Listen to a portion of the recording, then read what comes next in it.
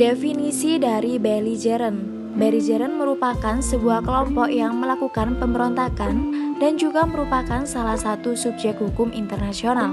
Pemberontak merupakan sekelompok orang yang melakukan pemberontakan, diakui ada dan memperoleh legal personality.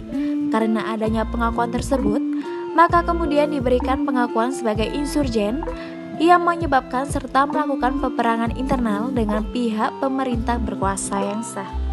Ada beberapa contoh dari belligerent. Yang pertama ada sengketa bersenjata yang terjadi di Bosnia-Herzegovina.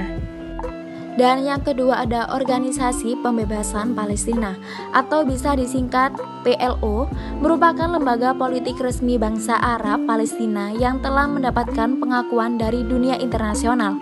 Lembaga ini terdiri atas sejumlah organisasi perlawanan, organisasi ahli hukum, mahasiswa, buruh, dan guru. Organisasi ini mengusahakan sebuah negara Palestina di antara Laut Tengah dan Yordania. PLO didirikan pada tahun 1964. Organ utama lembaga ini ialah Komite Eksekutif, Komite Sentral, serta Dewan Palestina. Terpenting dari antaranya ialah Komite Eksekutif yang bertugas mengambil keputusan-keputusan politik. Dalam mengambil keputusan, organ ini menerima masukan serta nasihat dari Komite Sentral yang hampir ke semua anggotanya diambil dari organisasi perlawanan dan tokoh-tokoh independen. Dewan Nasional Palestina, sebuah organisasi penting lainnya yang terdiri dari 500 anggota, merupakan juga parlemen Palestina. Dan yang ketiga ada Gerakan Aceh Merdeka. Pada umumnya ada 4 unsur-unsur yang harus dipenuhi kaum pemberontak untuk mendapatkan pengakuan sebagai belligerent, yaitu yang pertama, terorganisir secara rapi dan teratur di bawah kepemimpinan yang jelas. Yang kedua, harus menggunakan tanda pengenal yang jelas yang menunjukkan identitasnya. Yang ketiga, harus sudah menguasai secara efektif sebagian wilayah sehingga wilayah tersebut benar-benar telah di bawah kekuasaannya. Dan yang keempat, harus mendapatkan dukungan dari rakyat di wilayah yang telah didudukinya. Selain unsur-unsur, juga terdapat hal-hal yang menyatakan pemberontak atau pihak yang bersengketa sebagai subjek hukum internasional. Yang pertama, hak untuk menentukan nasib sendiri. Yang kedua, hak untuk memilih sistem ekonomi, sosial, dan budaya. Dan yang ketiga, hak untuk menguasai sumber daya alam. Dalam praktik, sulit untuk menemukan kelompok pemberontak yang mendapat pengakuan sebagai belligerent.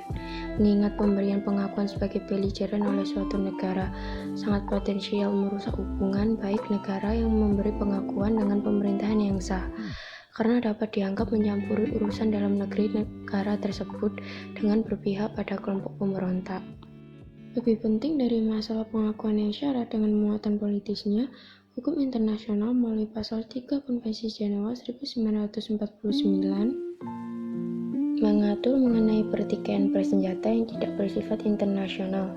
Pasal ini menegaskan bahwa dalam hal terjadi pertikaian bersenjata yang tidak bersifat internasional atau armed conflict not of an international character yang berlangsung dalam wilayah salah satu pihak agung penandatanganan, maka tiap pihak yang bertikai harus memperhatikan aturan-aturan atau larangan kemanusiaan, antara lain yang pertama, tindakan kekerasan atas jiwa dan raga, yang kedua penyanderaan, dan yang ketiga perkosaan atas kehormatan pribadi, dan yang keempat menghukum dan menjalankan hukuman mati tanpa didahului keputusan yang dijatuhkan oleh suatu pengadilan yang telah dibentuk secara teratur. Untuk selanjutnya, belligerent sifatnya hanya sementara, yaitu selama peperangan berlangsung. Bila belligerent berhasil mendapatkan pengakuan terhadap mereka, maka akan berubah menjadi pengakuan pemerintahan yang baru. Jika berhasil menggunakan pemerintahan yang sah dan memisahkan diri untuk membentuk suatu negara yang baru. Eksistensi dari kaum pemberontak dalam suatu negara seringkali didasarkan atas pertimbangan politik subjektif dari negara-negara yang memberikan pengakuan. Misalnya, jika kaum pemberontak dalam suatu negara memiliki aspirasi politik yang sesuai dengan negara yang mengakuinya, Atau jika negara yang mengakui tidak bersahabat dengan pemerintah negara di mana pemberontak terjadi, maka negara itu memberikan dukungan dan mengakuinya. Alasan belligerent disebut sebagai subjek hukum karena pandangan dari segi hukum perang, kaum pemberontak dapat menjadi subjek hukum internasional karena memperoleh kedudukan dan hak sebagai pihak yang bersengketa dalam beberapa keadaan tertentu. Personalitas internasional terhadap para pihak dalam status suatu sengketa sangat tergantung pada pengakuan. Kemudian, ketika pemberontak tersebut dalam menjalankan pemberontakannya memiliki wilayah serta organisasi pemerintah yang teratur sebagai tandingan terhadap pemerintah yang teratur sebagai tandingan terhadap pemerintah yang sah, dan kemudian mendapatkan pengakuan secara de jure dari negara lain atau negara netral, maka pengakuan tersebutlah yang dinamakan sebagai recognition of belligerency.